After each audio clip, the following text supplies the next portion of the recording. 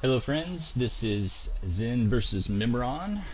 We finally got him, and I think you guys have already seen a little bit of this footage already, but I wanted to narrate us through it, so in case you do Mimiron with us in the future, you will know how we do him. First of all, we're setting up and spreading out because of an effect that Mimiron does called a napalm strike. And we just commenced DPSing on the boss here. Basically tank and spank so far.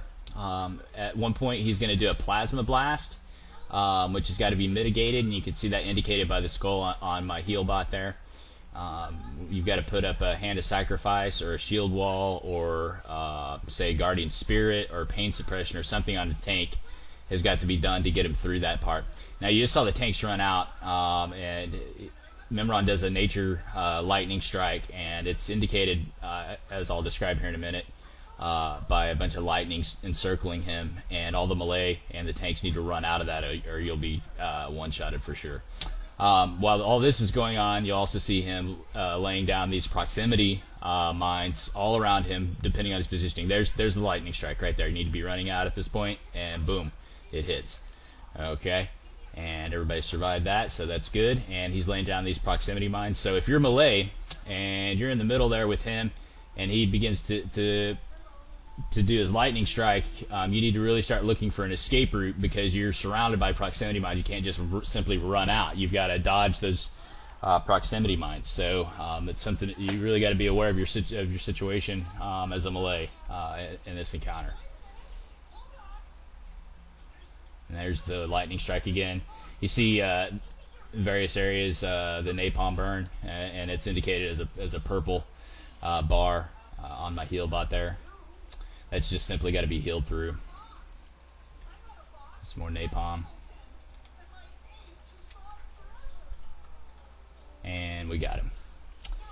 Okay, and he'll run off, and then what we need to do is kind of spread out in thirds here. Just because you don't want to be grouped up on this, because he's going to start shooting people, and it's great. You'll see exactly what I'm talking about here. You just don't want to be grouped up with people. You do want to be careful between phases here, because the proximity mines stay intact until really he comes out for the second phase, which is this gun. This mob is untankable, so there's just nothing the tanks can do. It's just a DPS race. Recommend that you probably use heroism here, albeit we used heroism at the beginning just to give us a little jump, but this is a good time to use heroism if you so choose. Anyway, he's going to pull these guns out. He's going to start shooting people. Nothing you can do about that. Don't even try to move out of that. Bubble through it. Heal through it. There's just nothing you can do about it. No sense in running on that piece right there. He does do a little heat blast. So if you're too close to him, as a ranged person, you're going to get that heat blast unnecessarily. So try to stay back a little ways. But this is really the simplest part of the entire Mimiron encounter. Is this part. The only thing you got to watch out for is his laser barrage, which will be coming up pretty quickly. And Deadly Boss Mods will give you a raid warning about that when it comes up. And there it is. There's a laser barrage, and you do have to stay out of that. He's going to rotate in a clockwise fashion, starting where he's facing. So if he's facing you and you see that laser barrage come up, you've got to run. Either way, preferably to the right, because he's going to, if you can.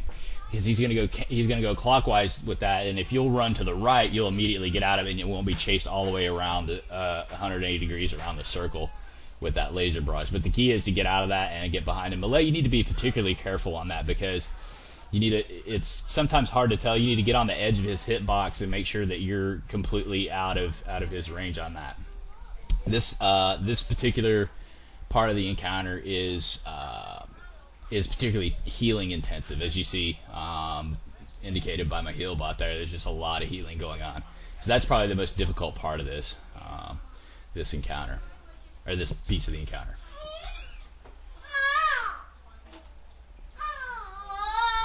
Okay, alright, we got him, and we're moving on to phase 3, and that will be shown in part 2 of the video, episode 2, and we'll be right with you on that. But we are setting up for that now, and you can see our positioning. We are all grouping up for this.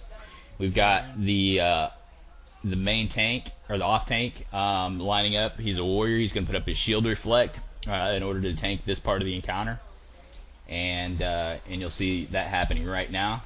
He's pulled the boss, and he is tanking him over a good ways from us, because they're going to drop these bomb bots, and you'll see the bomb bots come up here pretty quick. Right now I've got actually our main healer rooting those. Roots is probably one of the best crowd controls on the bomb bots, and you can't see it in the picture here, but there's one coming into us. That's what you want to avoid. What I'm doing is I'm hurricaning down the mobs on our main tank, because if he gets too many on it, it just gets way too heal intensive to keep everybody up. So, and then you see another bomb bot, and here comes the head. It's going to come down. What you do is you pull. There's a Deadly Boss Mods automatically switches the loot to free for all, where you can loot those big robots, and then you throw something at that head. You throw what you loot from those robots at the head, and it brings the head down, so you can DPS more of it. And then I'm back to AoEing again, keeping those ads at a minimum.